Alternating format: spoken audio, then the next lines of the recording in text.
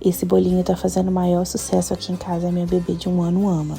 Eu uso farelo de aveia, uma banana prata, fermento, um ovo e esse aí é cacau em pó 100%, é opcional. Começo cortando a banana bem madurinha, gente. Quanto mais madura, mais doce vai ficar o bolinho. Amassei bem, cortei em rodelinhas para facilitar para amassar. Depois coloquei um ovo inteiro e amassei. Essa ficou uma mistura bem homogênea. 1 colher de sopa de cacau em pó, tá? Se você quiser, você pode colocar mais. Mas isso aí é o que eu uso e tem dado certo aqui em casa.